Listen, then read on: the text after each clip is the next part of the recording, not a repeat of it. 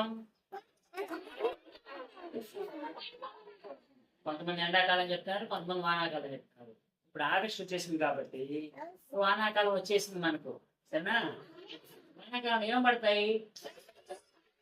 వానాకాలం అంటే వానలు పడతాయి కదా. వానలు పడిన తర్వాత నీళ్ళంతా ఆ రోడ్ల మీద పారుతా ఉంటది కదా, ప్రవహిస్తా ఉంటది కదా. అవన్నీ ఎక్కడికి వెళ్తాయి నీళ్లు? బావిలోకి. చెప్పిన బకెట్లోకి. ఇంకా బకెట్లోకి ఎక్కడ పోతాయి వాన నీళ్ళు? బకెట్ పెడతావా? వాన పడుతుంటే లక్ష్మీ ప్రసన్న బకెట్ పెట్టి బకెట్లో పడుతుందంట. సరే, వీడు బావి అని చెప్పాడు తేజ. ఇంకా నెక్స్ట్ నువ్వు సముద్రంలోకి, ఇంకా చెరువులోకి, ఇంకా అది గుంటలోకి, ఇంకా మిద్ది మీద పడతాయంట. మిద్ది మీద నుంచి కారి మళ్ళీ మిద్ది మీద పడినా కదా మనం ఏం చేస్తాం? వాటిని మిద్ది మీద నుంచి నీళ్లు కాలువలోకి చేసేస్తాం. ఆ కాలువలో నీళ్ళన్నీ కాలువల్లోకి వెళ్ళిన నీళ్ళన్నీ మళ్ళీ నదుల్లోకి, గుంటల్లోకి వెళ్ళి సముద్రంలోకి వెళ్తాయి. చివరికి ఎక్కడికి వెళ్తాయి అంటే సముద్రంలోకి వెళ్తాయి. కొన్ని బొమ్మలు చూద్దాం. ఓకే, చూడండి, ఇది సముద్రం. సముద్రం దగ్గర వాళ్ళు పడవ, మీరు కూడా పడవలో పోతారు కదా. పడవలో సముద్రంలో పడవ వేసుకొని వెళ్ళడానికి ప్రయత్నం చేస్తున్నారు కదా. సముద్రంలోకి వెళ్తాయి వాణిలు. తర్వాత ఇక్కడ గుంట, వాడి గుంట అని చెప్పాడు కదా, అది అన్న. చూడండి, ఈ గుంటలో నీళ్ళు చేస్తే వాటిలో ఏమేమి నివసిస్తాయి?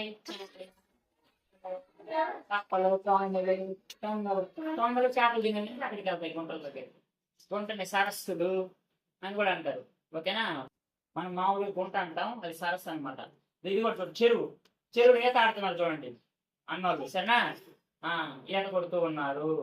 ఓకే, ఇది చెరువుల్లోకి వెళ్తాయి, సముద్రంలోకి వెళ్తాయి, తర్వాత వచ్చి గుంటల్లోకి వెళ్తాయి, బావుల్లోకి వెళ్తాయి, కాలువల్లోకి వెళ్తాయి, చివరికి అన్ని ఎక్కడ చేరుతాయి అంటే సముద్రంలోకి చేరుతాయి. Okay, very good. రకరకాల జంతువులు ఉన్నాయి కదా. నేల మీద ఉండే జంతువులు చెప్పండి. నేల మీద ఉండే జంతువులు: ఆవు, మేక, కుక్క, పులి, ఓకే, వెరీ గుడ్. అదేవిధంగా నీళ్ళలో ఉండే చెప్పండి.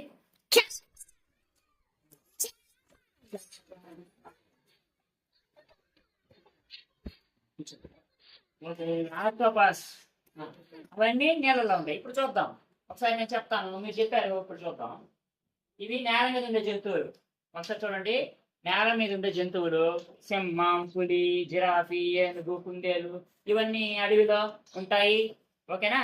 నేల మీద ఉంటాయి, నేల మీద నివసించే జంతువులు. అలా నీళ్ళలో ఉండేవి ఇక్కడ పైన ఉన్నాయి చూడండి: చేపలు, మొసలి, కప్ప, తాబేలు, తర్వాత వచ్చి ఆ కొంగలు కూడా నివసిస్తాయి, కానీ నీళ్ళు లోపల ఉండవు కదా.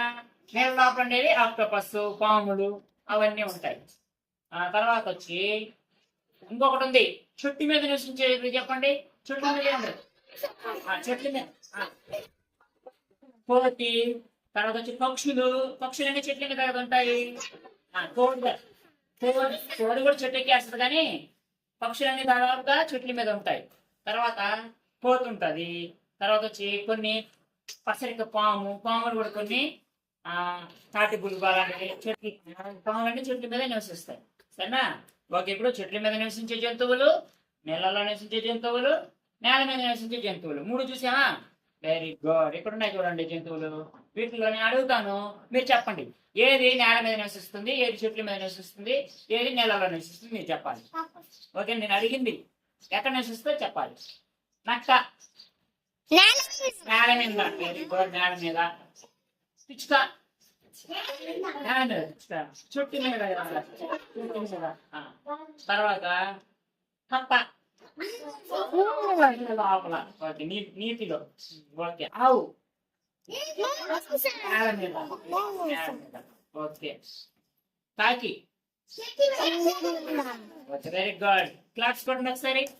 వెరీ గుడ్, బాగా. మనం ఫ్యాన్ ఎలా తయారు చేద్దాం, పేపర్తో ఎలా తయారు చేయాలో చూద్దాం. ఫస్ట్ మనం ఫ్యాన్ చూద్దాం.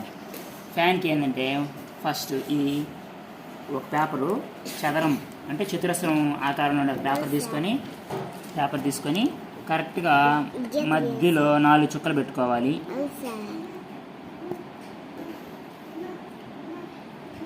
ఈ 4 చుక్కలు పెట్టుకున్న తర్వాత కత్తిరి తీసుకొని ఈ 4 చుక్కల దగ్గరికి కరెక్ట్గా ఈ చుక్కల దగ్గరికి మూలలు కట్ చేసుకోవాలి, చుక్క దాటకుండా చేసుకోవాలి.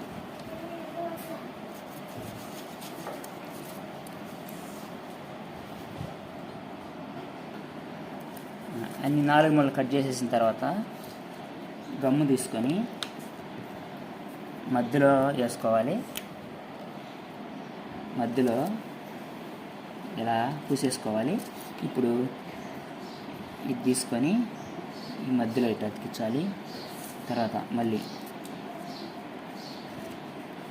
ఇది తీసుకొని ఇలా అతికించాలి.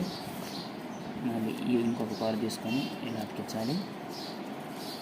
మళ్ళీ ఈ పొర తీసుకొని ఇలా అతికించాలి. Fan ready. ఇప్పుడు ఫ్యాన్కి ఇక్కడ మధ్యలో హోల్ చేసుకొని అట్ట గట్టిగా ఉన్న అట్ట అయితే ఇంకొంచెం బాగా వస్తుంది, బాగా తిరుగుతుంది కూడా ఫ్యాను. ఇలా తీసుకొని ఇలా మనం ఫ్యాన్కి గాలికి ఎదురుగా లేకపోతే ఎదురుగా పరిగెత్తామంటే మనకి ఇది తిరుగుతుంది. ఓకే, దీని తర్వాత చేప చూద్దాం. చేప ఏంటంటే ఇలా 4 పక్షాలుగా ఉండే ఒక చతురస్రం లాంటి ఒక పేపర్ని తీసుకోవాలి. ఇది ఈజీ, చాలా ఈజీ. ఇలా మామూలుగా మనం మడతేసినట్లుగా ఇలా మడతేసిన తర్వాత మళ్ళీ క్రాస్ కూడా మడతేసుకోవాలి. మడత కోసం మాత్రమే ఇది. ఇలా క్రాస్ కూడా మడతేసిన తర్వాత ఇలా తీసి ఇలా ఉంది కదా, ఈ క్రాస్ని దీన్ని లోపలికి పంపించేయాలి. క్రాస్ లోపలికి పంపించేసి ఇలా ఫిష్ షేప్ మనకు తెలుసు కదా, ఫిష్ షేప్లోకి ఇలా ఇది లోపలికి పంపించేయాలన్నమాట. ఇలా వచ్చేసింది. ఇలా వచ్చేసిన తర్వాత ఒకవైపు దాన్ని ఇలా మడతేస్తాం, ఇంకోవైపు పైదాన్ని ఇలా మడతేస్తాం. మడతేసిన తర్వాత ఇక్కడ దీనికి కూడా గమ్మేసేసుకుంటే కొంచెం గట్టిగా ఉంటుంది. దీనికి వేసేయాలి. తర్వాత దీనికి కూడా కొంచెం పూసేసుకుంటే మధ్యలో సెంటర్లో ఉండేటట్టు చేసుకుంటే ఇటువైపు చూడండి చేప ఎలా ఉంటుంది. సింపుల్గా పిల్లలకి ఈజీగా నేర్పించవచ్చు అనమాట. కన్ను గీసేసామంటే